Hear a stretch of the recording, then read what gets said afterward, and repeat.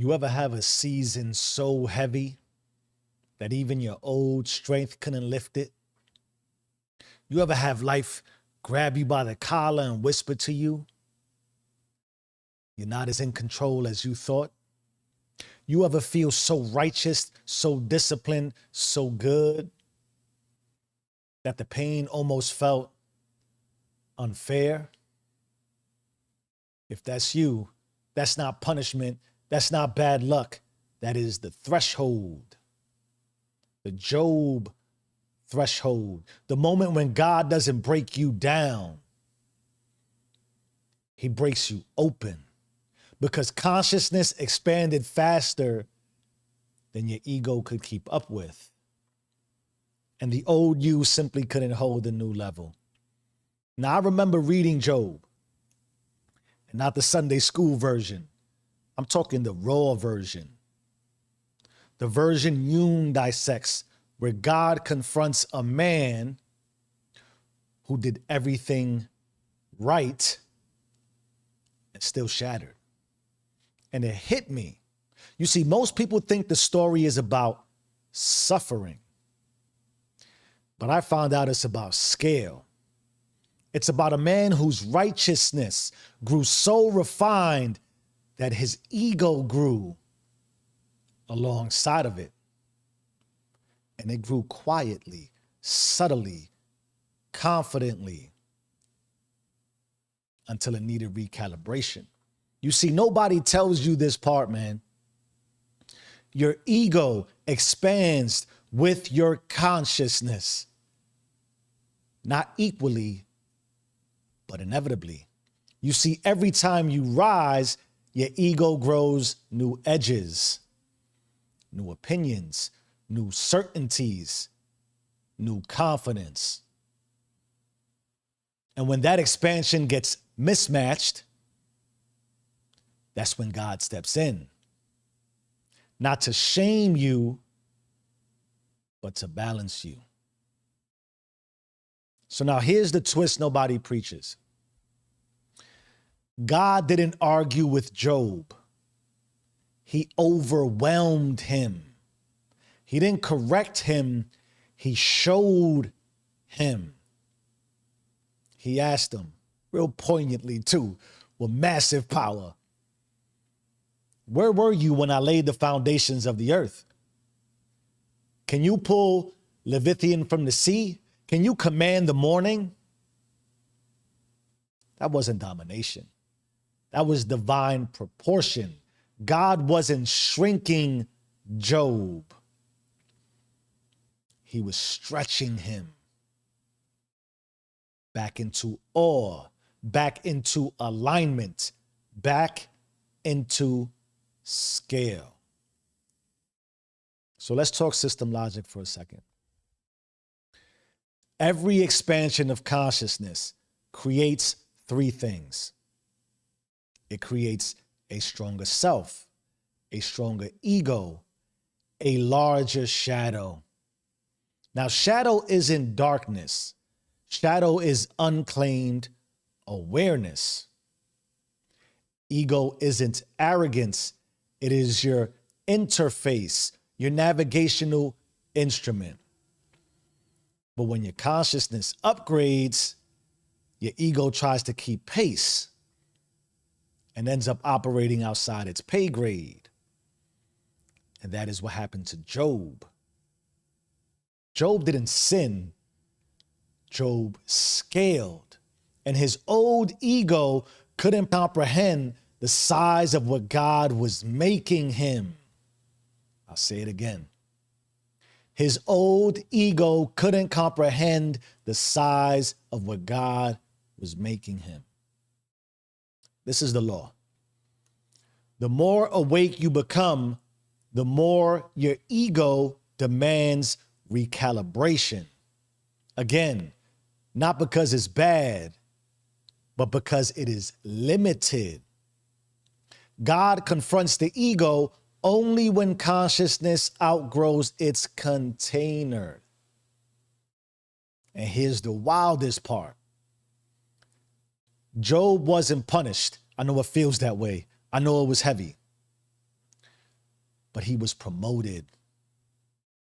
But you see, promotion always looks like demolition when the vessel is too small.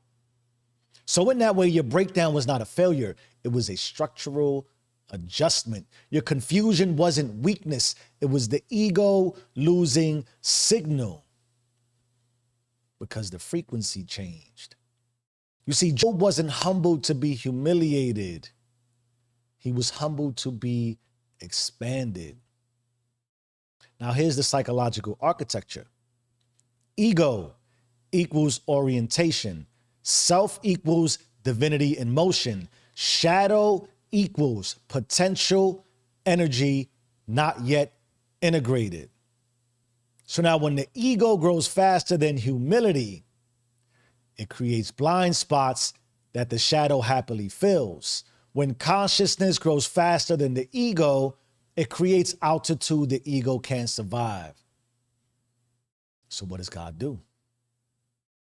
He reveals scale. He reveals cosmos. He reveals creation. Not to crush you, but to calibrate. It's the same mechanism as shadow integration. Watch this. Your awareness expands. Your ego stretches. Your shadow surfaces. And then God enters the room to rebalance the system, because the infinite cannot be housed in an uncalibrated vessel. So let me ask you this. That season that almost killed you, that heartbreak, that job loss, that identity collapse. What if that wasn't life falling apart, but rather consciousness leveling up? What if the part of you that broke was the part of you that couldn't go with you? What if the collapse? What if your collapse was the recalibration? So let's pull this in close, because none of this matters if you can't use it tomorrow, in your next conversation, in your next storm, in your next moment of ego versus awareness. Because see, you can't just learn consciousness. You have to operate it. So you already know it's that time, baby. Time to do you. So let's do you together. 5 moves, 1 consciousness. Faith meets functionality. We start with disrupt. You're going to want to interrupt the ego when it starts narrating certainty. Ego doesn't get the final word. It gets the first clue. And you want to own it. Own your shadow without shame. It is power for you. You can integrate what you can name. Own your shadow. It goes with you everywhere. Then you want to yield.